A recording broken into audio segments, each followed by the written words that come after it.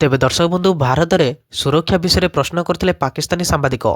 ମୁହଁ ବନ୍ଦ କରିଦେଲେ ଅଷ୍ଟ୍ରେଲିଆ ଖେଳାଳି। ତେବେ ହଁ ଦର୍ଶକ ବନ୍ଧୁ, ଅଷ୍ଟ୍ରେଲିଆ ଅଧିନାୟକ ମିଚେଲ ମାର୍ଶଙ୍କୁ ପାକିସ୍ତାନର ଭାରତ ବିଷୟରେ ଟି20 ବିଶ୍ୱକପ୍ ମ୍ୟାଚ୍ ବର୍ଜନ ଏବଂ ବାଂଲାଦେଶର ଟୁର୍ଣ୍ଣାମେଣ୍ଟର ବାଦ୍ ପଡ଼ିବା ସମ୍ପର୍କରେ ପ୍ରଶ୍ନର ସମ୍ମୁଖୀନ ହେବାକୁ ପଡ଼ିଥିଲା। କିନ୍ତୁ ସେ ଉଭୟ ପ୍ରସଙ୍ଗରେ ମନ୍ତବ୍ୟ ଦେବାକୁ ମନା କରିଦେଇଥିଲେ। ସେ କହିଛନ୍ତି ଯେ ତାଙ୍କର ଏକମାତ୍ର ଧ୍ୟାନ ଏହି ଟୁର୍ଣ୍ଣାମେଣ୍ଟ ଜିତିବା ଉପରେ ଥିଲା।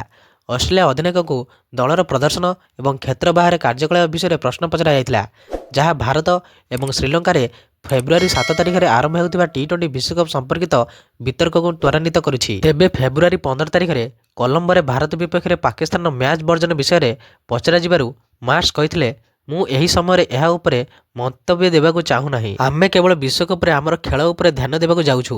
ବାକି ସବୁ ନିଜେ ସମାଧାନ ହୋଇଯିବ। ତେବେ ସୁରକ୍ଷା ଚିନ୍ତା ହେତୁ ଭାରତ ଯାତ୍ରା କରିବାକୁ ମନା କରିବା ପରେ ବାଂଲାଦେଶକୁ ଟୁର୍ଣ୍ଣାମେଣ୍ଟରୁ ବାଦ୍ ଦିଆଯିବା ବିଷୟରେ ମଧ୍ୟ ସାମ୍ବାଦିକମାନେ ତାଙ୍କୁ ପଚାରିଥିଲେ, ଯାହାର ଉତ୍ତରରେ ତାଙ୍କର ଉତ୍ତର ସମାନ ଥିଲା। ସେ କହିଥିଲେ, ମୋ ପୂର୍ବ ଉତ୍ତର ସମାନ ଥିଲା।